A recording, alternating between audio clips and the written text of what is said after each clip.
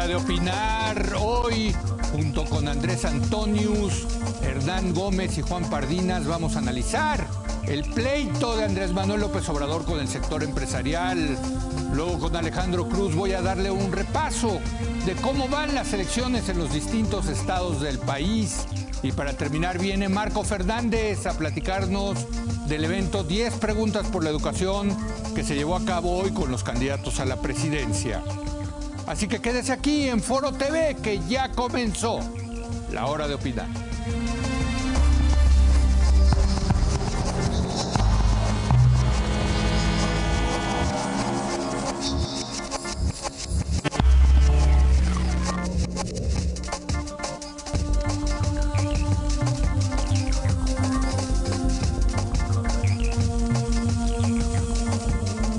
Buenas noches. Hoy comenzamos debatiendo nuestro tema de la semana.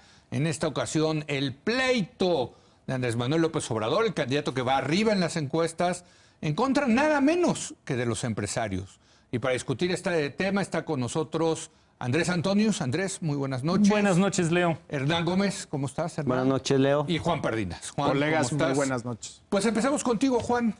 ¿Cómo ves? Pues a mí algún programa en las semanas anteriores lo cerramos con la frase de que ningún tigre se vuelve vegetariano. Y pues aquí el tigre volvió a rugir. Es el López Obrador que comete errores, que empieza a atacar a ciertas personas, a veces es editorialistas, a veces es el secretario de Defensa, en este caso fueron empresarios. Y pues sí dejó ver estos rasgos de su temperamento, de su personalidad, que creo que legítimamente preocupan a un sector importante del votante mexicano. No fue una crítica a los privilegios, no fue una crítica a la desigualdad, fue sobre acusaciones y difamaciones sobre personas muy específicas dentro del entorno empresarial.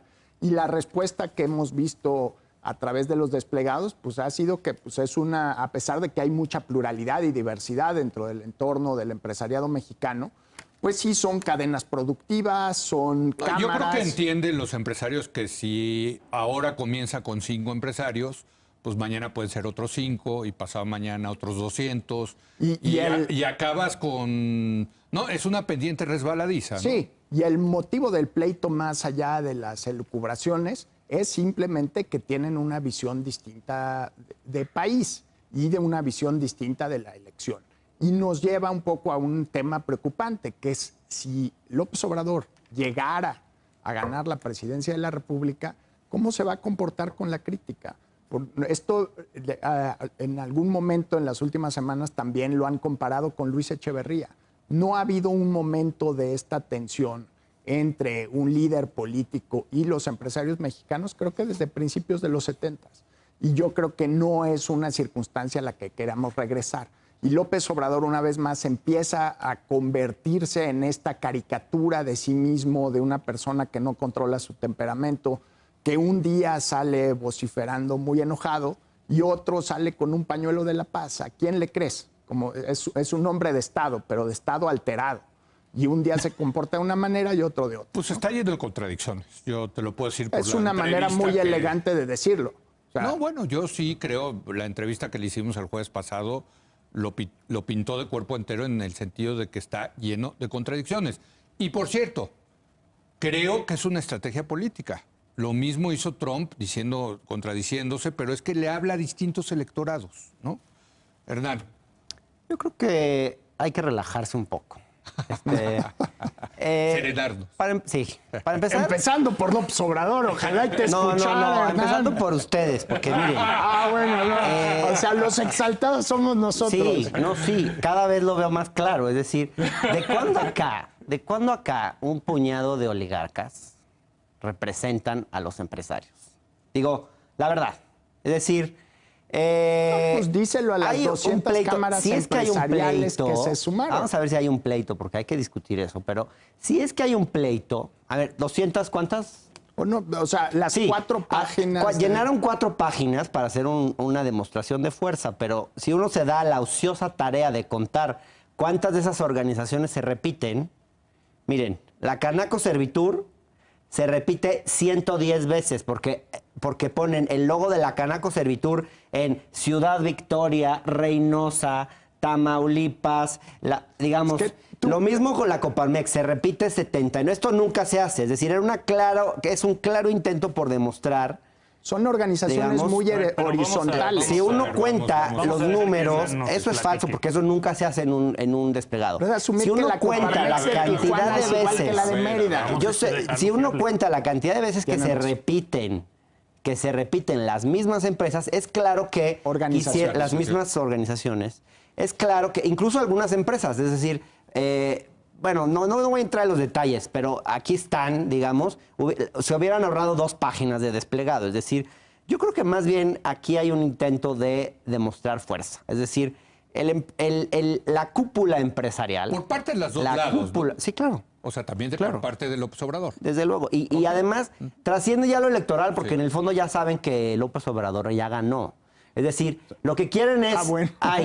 Hay una persona, hay un político que va a ganar la presidencia, que está mostrando que tiene determinación para enfrentar a los poderes fácticos, la determinación que le ha faltado, que le faltó a Fox, a Calderón, a Peña Nieto, que tiene esa determinación. Y por otro lado, pues hay un grupo de empresarios que quiere decirles, aquí estamos, tenemos mucho poder, te podemos obstaculizar y están un poco tratando de marcar la cancha para lo que viene, me parece a mí. Y claro, ya están muy irritados porque no les han dejado sacar desplegados para influir, spots para influir en la elección, como lo hicieron en 2006, porque hay un ambiente distinto, pero insisto, no, porque lo prohíbe la ley. Porque lo prohíbe el artículo 41 constitucional y porque hay instituciones que hacen un enforcement de eso. Pero ahora, me niego a aceptar que ese grupo, insisto, ese puñado de oligarcas representa al conjunto de los empresarios de este país. De las 700,000 empresas que hay en México, 690,000 empresas apenas y concentran el 10% de las utilidades. Es decir, es imposible que estas empresas se sientan representados por 6 integrantes del Consejo Mexicano de Negocios, que no representan ni siquiera a todo el Consejo Mexicano de Negocios. Y quiero insistir en eso, porque hay varios de esos de los integrantes del Consejo Mexicano de Negocios que están en pláticas por debajo de la mesa con Andrés Manuel López Obrador y otros no por debajo de la mesa, que lo están haciendo incluso abiertamente. Marcos Faslich. Marcos no es del Marcos Faslich está... Bueno, pero grandes empresarios, tienes razón. Sí. Grandes empresarios que están... Marcos Torruco de Grupo Carso, el propio Romo, digamos. Hay varios empresarios que están apoyando a López Obrador. A ver, va Andrés. Y que son grandes empresarios. Entonces, ni siquiera representan a todo el gran empresariado. Andrés. Ok. A ver, yo creo que es completamente legítimo y válido y es bueno en un proceso democrático que los candidatos tengan diferentes visiones de nación, diferentes puntos de vista acerca de sus papeles y los papeles de los diferentes actores en la economía del país. Eso es muy válido y de eso se trata una elección. Lo que me preocupa mucho de Andrés Manuel es el rasgo autoritario que se manifiesta. Porque son dos cosas, Hernán. Uno es que sí hizo declaraciones muy generales del empresariado, de la rapiña, de la robadera oficial, de los abusos, hablando de la clase empresarial, no haciendo la distinción que tú estás haciendo aquí en esta mesa, sino hablando de la IP como una bola de ladrones. Y eso sí... Eso es falso. Dijo que los empresarios eran una rapiña y que eran parte de la robadera oficial. Lo dijo tal cual. Ahorita te leo la cita. Eso es una parte que me preocupó. Y la otra parte es exactamente su característica de personalizar las cosas. Es decir, de nombrar a Claudio X González, a Balleres, a Alejandro Ramírez de Cinépolis, de atacar directamente a personas que esas personas que yo he visto públicamente no han atacado a Andrés Manuel, pero atacándolos y difamándolos con este tipo de acusaciones. Esas cosas a mí me asustan. Me asustan porque los hemos visto en autoritarios en muchos países del mundo hoy en día y en la historia. Y a mí me asusta que cuando Andrés Manuel si llegara a ser presidente, que alguien no está de acuerdo con él o que una empresa no está de acuerdo con una solicitud, que haya prácticas intimidatorias o acusatorias como las que hace desde un Trump hasta el presidente de Turquía con sus empresarios y demás. Esa es la preocupación. Déjame meter el tema de lo que pasó el jueves en tercer grado, en donde le hacen unas primeras preguntas acerca de eso, ¿no? Y contesta que él está a favor de la pluralidad, que él está a favor de la tolerancia, que él respeta a sus adversarios políticos. Y luego yo le hago la pregunta del hermano a quien consideró un traidor. Le dijo traidor a su hermano. ¿Por qué? Porque su hermano apoyó al candidato del PRI al gobernador de Veracruz. Y lo que me responde es, primero es la patria, ¿no? La gran cita de Vicente Guerrero. Entonces, a ver, o es la patria primero, o es que tú estás convencido de que tus adversarios, de que debe haber tolerancia y pluralidad en una democracia. No se pueden las dos cosas. A ver, nada más la cita textual de lo que dijo, los empresarios se sienten los dueños del país, son una minoría rapaz y son responsables de la tragedia nacional. Eso dijo de los empresarios. Está hablando de la minoría rapaz de empresarios. Está hablando de los empresarios. Está hablando de la minoría rapaz. A ver, pero va, Dani, luego vas. Nadie puede abrogarse la representación ni de los empresarios, ni de los jóvenes, ni de los periodistas, ni de los intelectuales en este país. Es decir, y creo que con los empresarios es exactamente lo mismo. Es decir, y creo que es muy claro, además, y además Andrés Manuel tiene interlocución con muchos empresarios en este país. Los empresarios no solamente son los que tienen... los empresarios son los que se despiertan temprano todos los días a las 7 de la mañana a chingarle, a ir a trabajar, los que arriesgan todos los días incluso su seguridad porque viven en un país muy inseguro. Incluyendo el señor Valleres y el señor Alejandro Ramírez. Claro que sí, todos son empresarios, pero yo diría que muchos de esos son oligarcas, que más que dedicarse a trabajar desde temprano todas las mañanas, se dedican a sentarse con el poder y a conseguir contratos, muchas veces con el poder público o concesiones a las cuales le deben su propio patrimonio. No hablo, por ejemplo, de Alejandro Ramírez, que además ojalá hubiera más empresarios como Alejandro Ramírez. Es que puede ser que haya una generalización, pero yo creo que en el fondo nos falta madurez democrática para llevar una discusión más seria. Es decir, creo que, a ver, por un lado, los empresarios tienen todo el derecho del mundo y deberían hacerlo incluso más abiertamente, de decir a qué candidato prefieren. Desde luego. Siempre que acepten que en democracia, yo no creo, siempre que acepten que en democracia es una persona un voto y no $1 un voto. Y si yo tengo $500,000, tengo 500,000 votos, porque es lo que en el fondo quisieran. Mientras acepten que solo tienen un voto, que expresen su voz. Eso por un lado. Por el otro, Andrés Manuel tiene todo el derecho del mundo a criticar a esos empresarios por la postura que tienen. Y yo creo que tenemos que dejar de decir que alguien es un peligro, que es un autoritario, simplemente porque critica una visión distinta a la suya. Juan se ha esperado muy pacientemente. Le tengo profunda envidia a los poderes extrasensoriales de Hernán, porque ya sabe quién va a ganar. Hay un evento el 1 de julio que se llaman elecciones y yo me esperaría hasta ese día para saber quién va a ganar. Define quiénes son empresarios, o sea, tiene muy claro quiénes son y quiénes no son y cuál es su intencionalidad. Es una comunidad de decenas de miles de personas en el país que crean 9 de cada 10 empleos formales que existen en la economía mexicana. 70% pequeñas y medianas empresas. Perfecto. Esos empleos. Pero son empresarios también. Y te refieres a ellos con una generalización que me preocupa. Justo no, justo estoy dividiéndolos. Y a mí sí este talante autoritario de atacar a personas por nombre y apellido, o sea, me parece mucho más elocuente las críticas a la polarización social, a la división del ingreso, que le he escuchado a Hernán, que las que le escucho a López Obrador. O sea, si el candidato presidencial fuera Hernán, yo consideraría mi voto por la izquierda. Pero es que no, aquí tenemos buenos talmudistas de López Obrador. Exacto. Hernán es bueno, Gerardo es bueno, Luisa María, son muy buenos los tres, la verdad. Son traductores a la sensatez. Son nuestros talmudistas. Son traductores. La pejefobia. Bueno, ese tú no. me dices talmudista, yo te digo pejefóbico. Ese no fue una traducción muy civilizatoria y un esfuerzo de conciliación de Hernán, pero supongamos que no sucedió. Pero a la hora que lo oyes, en el tono, en la forma en lo que dice López Obrador, que aspira a ser jefe de Estado de la República Mexicana, eso sí me genera una profunda preocupación. O sea, si quisiera ser líder de la porra de un equipo de fútbol, si quisiera ser alcalde de un poblado modesto del país, me parecería menos grave. Pero el señor aspira a un nivel de poder político, de ambición histórica, como quedó claro en tercer grado. Y si esa ambición histórica le sumas este temperamento que tú le llamas, creo que muy elegantemente, contradictorio, yo creo que hay varias ramas de la psicología que lo podrían catalogar.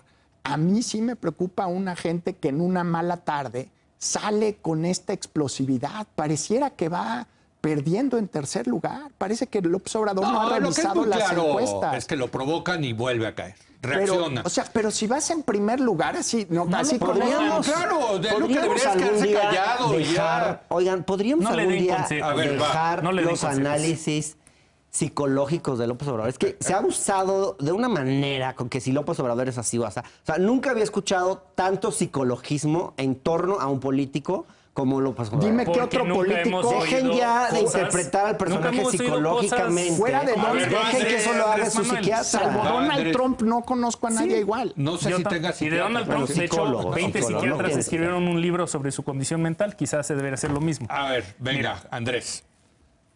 Dos puntos fundamentales, Hernán, Leo y Juan. Se acordó de nosotros, cosa que agradece. A ver, uno es que cuando te critican algo y siendo candidato presidencial o siendo presidente, la respuesta es defender tu argumento, defender tu posición. No es decir, esto es una guerra sucia y Alejandro Ramírez es parte de la rapiña, etcétera, etcétera, etcétera. Personalizar esto con nombres se me hace gravísimo y hablar de una clase como el empresariado como fuente de nuestros problemas también se me hace gravísimo y es, con todo respeto al señor, es una herramienta clásica del fascismo y eso me parece muy preocupante. El segundo punto es que las consecuencias de esto, si pierde el control y habla otra vez de Alejandro Ramírez y el siguiente día llegan unos hooligans y saquean varios cines Cinépolis, ¿qué pasa? ¿Qué pasa? Es decir, ¿va a decir se lo merecen porque son parte de Sí esta se tienen que rapiña? relajar, ¿Va a decir Sí se hay que tienen entrar a la relajar. fuerza pública? Porque ahí entramos en una situación de un conflicto que es gravísimo, que no es la primera vez que se ha visto en el mundo, no es la primera vez que se ha visto en México y entonces este discurso tan Polarizador.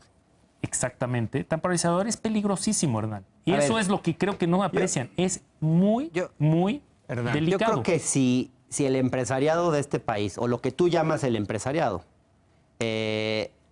pero digamos, si López Obrador viera al empresariado como tú dices que lo ve, no estaría un cercano familiar del presidente del Consejo de Administración de esta empresa, a quien yo le agradezco además la libertad enorme que me da para hablar aquí con toda apertura sobre mis posiciones, no estaría apoyando a López Obrador. Creo No que no estaría tiene nada que ver apoyando, con la conducción no de estaría esta apoyando a empresa. López Obrador, a alguien muy cercano a Salinas Pliego. No estaría apoyando a López Obrador Miguel Torruco, no estaría apoyando a López Obrador Romo, no estarían apoyando a López Obrador todos los empresarios que hicieron un spot donde le expresan su respaldo a López Obrador. Y no estaría apoyando a López Obrador muchas otras personas que están apoyando a López Obrador. Es decir, Pero los no empresarios hagamos no una es el caricatura ballet de que Bolshoi López que Obrador todos ve a los van en empresarios como el coreografía. enemigo. A ver. No hagamos Los una caricatura empresarios- falsa. Los empresarios son individuos, son personas, tienen intereses que chocan unos con otros. O sea, esto que acabas de presentar como evidencia, estos perfiles que están con López Obrador, no garantizan, o sea, hay una diversidad enorme y decir que el empresariado mexicano está a favor de un candidato o en contra de un Gracias candidato por darme la razón. es ignorar cómo Pero funciona el déjenme, porque nos empresariado queda mexicano. poco tiempo y yo sí quisiera poner en la mesa si efectivamente gana López Obrador, ¿qué podemos esperar como presidente frente a esa que él llama la minoría rapaz? ¿Qué va a hacer? ¿Cómo combatir, digamos, vamos a llamarle a esa oligarquía. No, no va a combatir, no va a buscar combatir la oligarquía.